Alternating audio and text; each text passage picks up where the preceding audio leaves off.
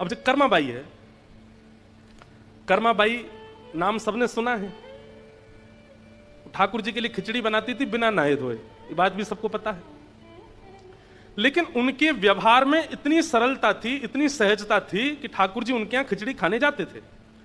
एक बार ऐसा हुआ कि कर्माबाई जगन्नाथपुरी चली गई, और जब अपनी आयु में थोड़ी बड़ी हो गई कर्माबाई, तो जगन्नाथपुरी में ही रहने लगी। एक बार, अच्छा ये बात भी सबको पता था कि कर्मा के पास में महाप्रभु जगन्नाथ जी आते हैं। बहुत ध्यान से सुनिएगा सब लोग, पूरे जगन्नाथपुरी में सबको पता था कि जगन्नाथ भगवान सुबह सुबह मंदिर खुलने से पहले कर्मा के यहां जाते हैं, खिचड़ी पाक के आते हैं। और उसका प्रमाण यह होता था कि जब लोग बाग कर्माबाई के घर जाते थे, कुटिया में जाते, तो या तो कभी महाप्रभु जी की माला वहां मिलती थी, या चंदन की सुगंधी वहां आती थी, या कोई वस्त्र वहां पड़ा हुआ मिलता था। इससे प्रमाणित होता था कि ठाकुर जी आए थे। और फिर सब संत जन जाकर के कर्माबाई से पूछते थे, आज ठाकुर जी कैसे आए थे? फिर कर्माबाई सुनाती, आज ऐसे चल के आए थे, आज तो सुभद्रा जी को गोद में उठा के लाए थे, थक गई थी वो। आज तो दाऊ दादा की गोद में कन्हैया और सुभद्रा दोनों बैठ के आए थे। दाऊ दादा आकर के बोले, अरे कर्मा देख, ये दोनों मुंह पे लद गए, अब जल्दी से खिचड़ी पवा दे। ऐसी ऐसी लीलाएं सुनाती कर्माबाई, और सुन करके सब भावुक हो जाते।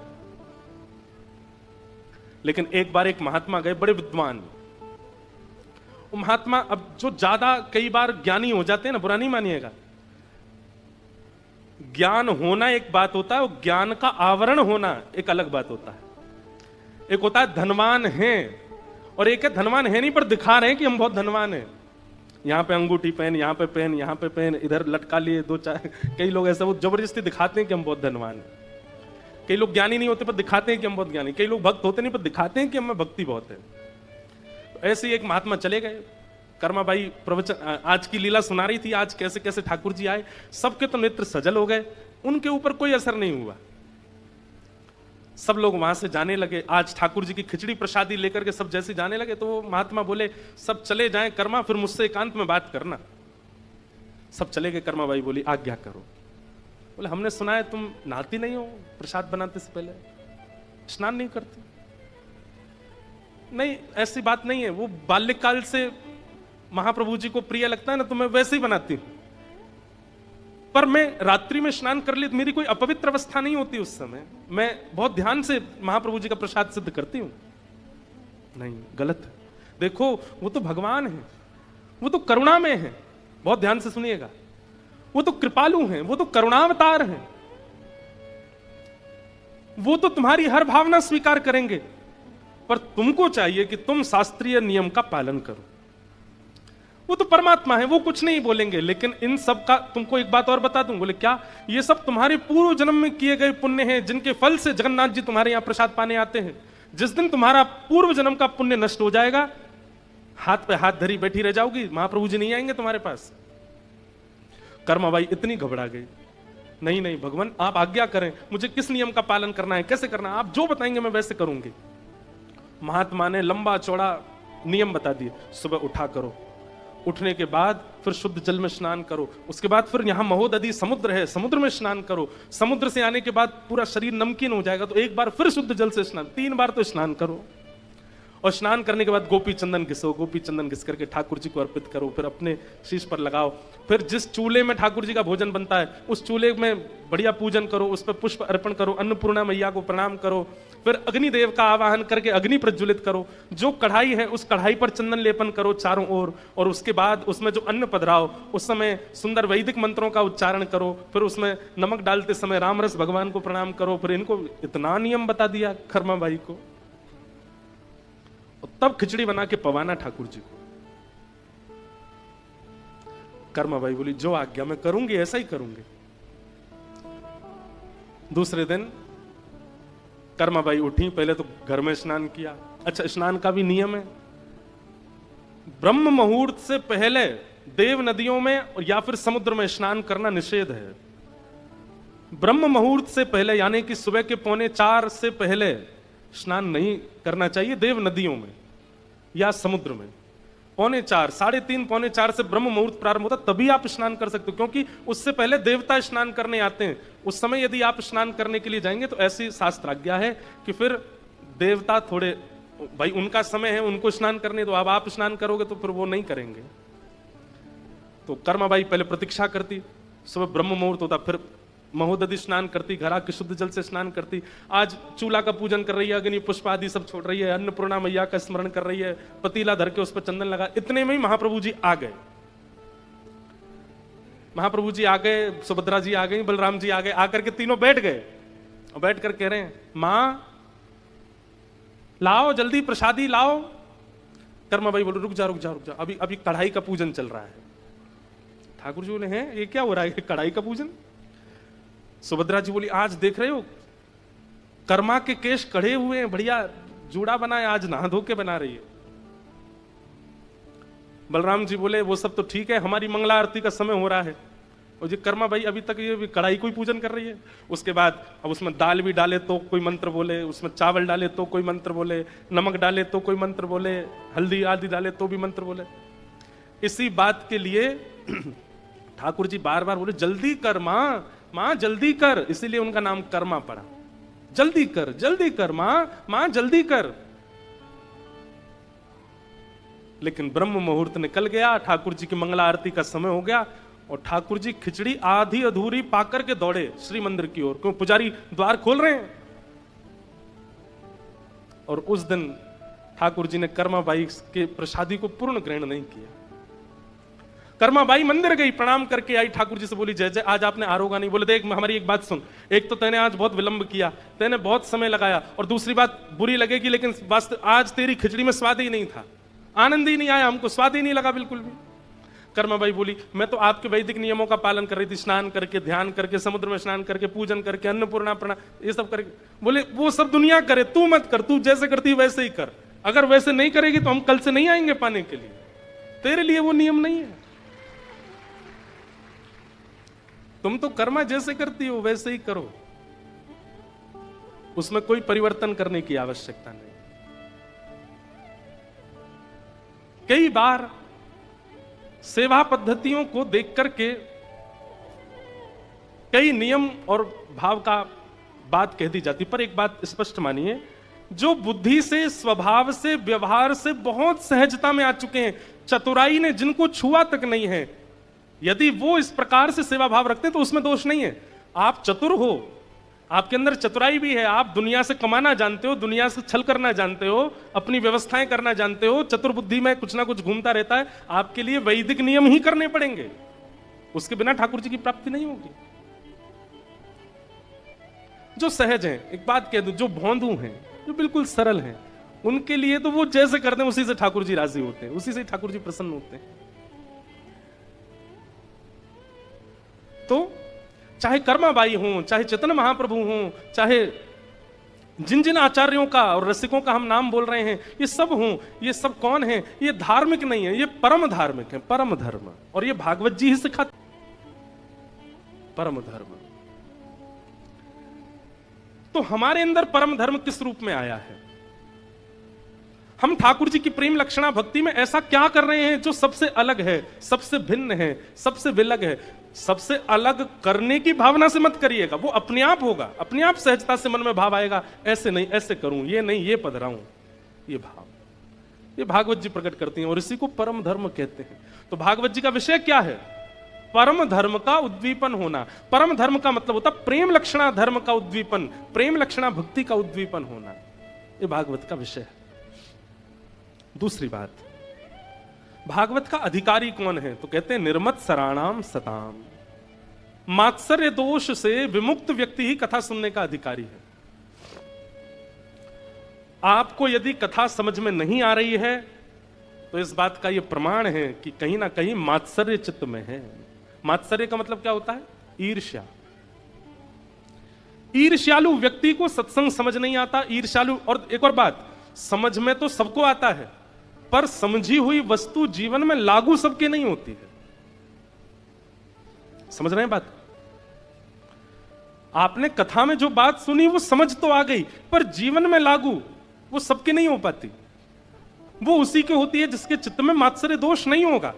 और अगर कथा में सुनी हुई भाव गुरु के द्वारा की गई आज्ञा आपके चित्त में लागू नहीं हो रही है तो आप मात्सर्य दोष से युक्त हो, यह इस बात का प्रमाण है। आपके अंदर ईर्ष्या है। किसी की उपलब्धि देख करके, किसी की सुंदरता देख करके, किसी के गुण देख करके, सुन करके आप सह नहीं पाते। इसीलिए गुरु आज्ञा और भगवत आज्ञा आपके जीवन में आ नहीं पाती। तो यशोदा मैया ले गई राम जी को, कौशल्या मैया ले गई ठाकुर जी को। अब राम जी पहुंच गए कहां? गोलोक धाम, एक प्रकार से कहें तो वृंदावन। और वहां तो मधुमंगल श्रीदामा तन सुखा मन सुखा धन सुखा। अरे लाला आज खेलन नहीं चलेगा हमारे संग? और यहां तो राम जी हैं, कन्हैया तो है नहीं। जी मित्रवर, आप सब आज्ञा करेंगे तो हम निश्चित आपके साथ चलेंगे। मन सुखा बोलो जी, कौन सी भाषा बोल लो लाला तू? ये शुद्ध हिंदी भाषा है। कौन सी भाषा लाला, ये कहां से सीखे आयो तू? मैया तेरो लाला बीमार है गो। मैया जी कहा बोल रहा हूं, हमें समझ में ही ना आया रही।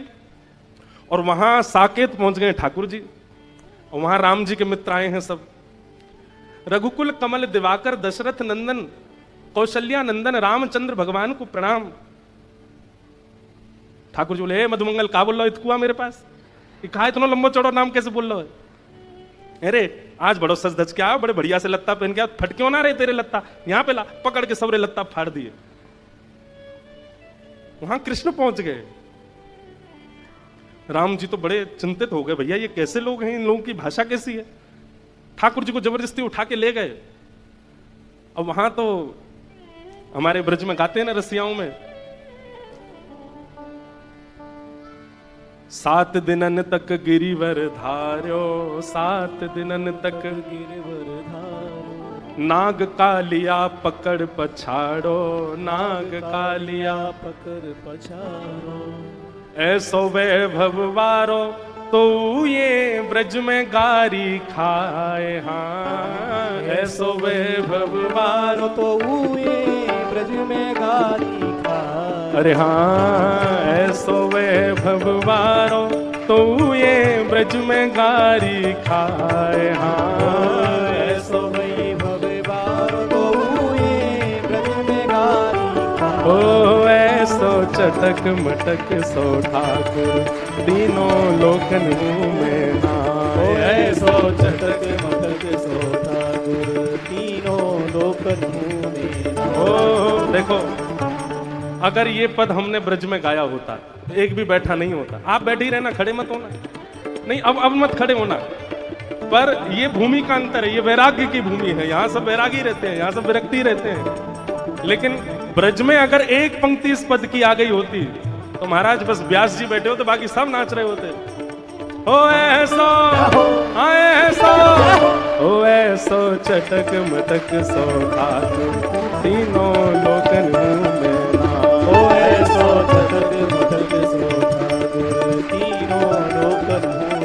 ओ ऐसो चटक मटक सो ठाकुर तीनों लोकन में नाए। ओ ऐसो चटक मटक सो ठाकुर तीनों लोकन। वैसे मुझे केवल एक पंक्ति गा के कुछ प्रमाणित करना था। अब पूरा पद तो गाना नहीं, बैठ जाओ सब। बोलो वृंदावन बिहारी लाल।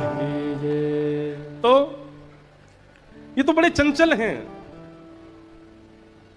महाराज दशरथ जी ने बुलाया, राघव जल्दी आओ, भोजन का समय हो गया। गोद में बैठ करके प्रसाद पानी की आदत है ठाकुर जी की, लेकिन राम जी तो बगल में आसन पर बैठते हैं, छोटी चौकी पर छोटी थाली में भोजन आता है। बड़ी थाली में दशरथ जी पाते हैं, छोटी थाली में राम जी पाते हैं। ये तो बड़ी मर्यादा में रहते हैं, लेकिन हमारे ठाकुर जी तो गोद में चढ़ के पाते हैं। जाते ही कूद पड़े दशरथ जी की गोद में। सामने थाली में बढ़िया आमरस रखा था, आमरस में हाथ मारा। दशरथ जी, अरे कौशल्या ये देखो राम कितना आज बड़े लाड़ प्यार में आ गया है राम। कौशल्या जी बोली, पर ऐसे कभी पहले देखा तो नहीं राम को। लेकर के आमरस वो तो खाने लगे और आंख मुंह बनाने लगे। अरे मैया ये तो बड़ा खट्टो सो आम है। कौशल्या मैया आश्चर्य कर रही है, ये कैसे बोल रहा है। अब कहां करूं, आम तो मुंह पे खबनाए रहे हो, ये आमरस तो मुंह पे ना खबरो। तो आमरस लेकर के दशरथ जी की दाढ़ी से लगा दियो। सीता जी सुन रही हैं ये सब लीला। कौन सुना रहे हैं? कोकिल साईं। देखो कैसे कैसे महापुरुष, उनको ये चिंता हो गई कि सीता जी का मन कैसे लगता होगा लंका में, तो मैं उन्हें लीला सुनाऊं, मैं उन्हें भाव सुनाऊं।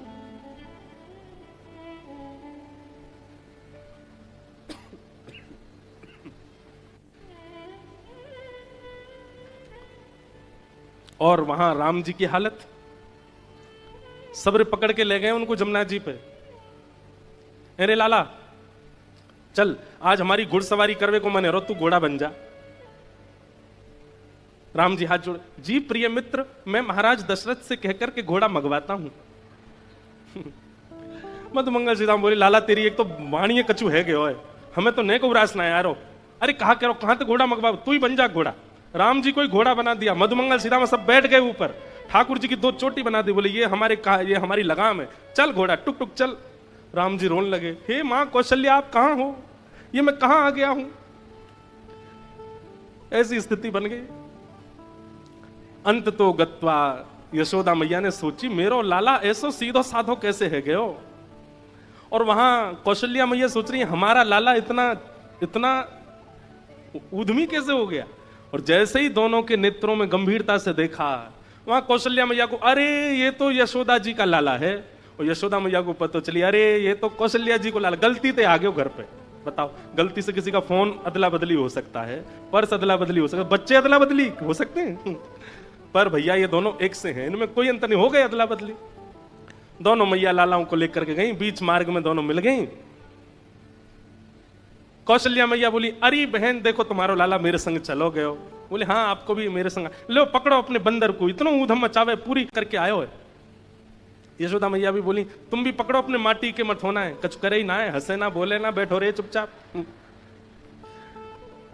अब ये लीला सुनकर के सीता जी का कम से कम मास भर का 1 महीने का विरह दूर हो गया। सीता जी इतनी प्रसन्न है। अब ये लीला त्रेता की नहीं है, इस कलिकाल में एक महापुरुष हुए जो नित्य अपनी मानसी में जाते हैं और सीता जी का विरह दूर करके, उनसे सुना नहीं गया, सहा नहीं गया कि सीता जी को विरह कैसे हो सकता है। तो ऐसे कोकिल साईं, उनका चरित्र स्वयं स्वामी शेखरानंद जी महाराज ने लिखा। कहते हैं 17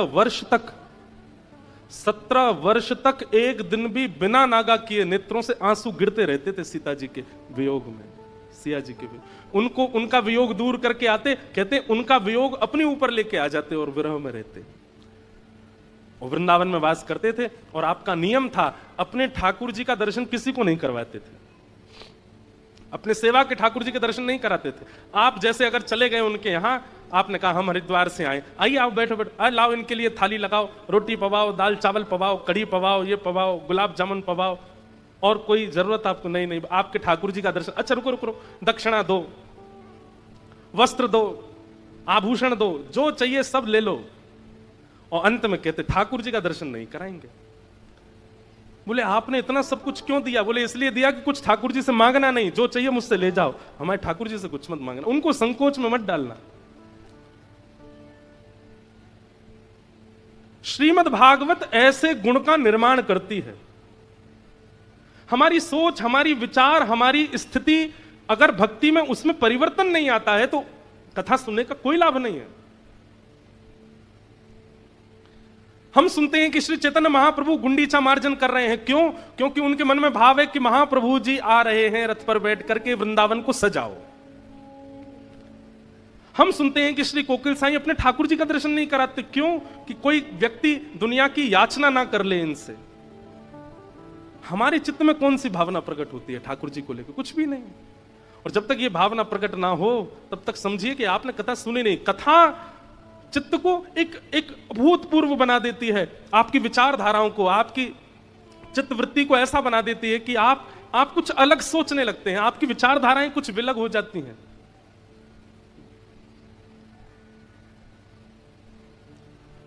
ये भागवत का विषय है।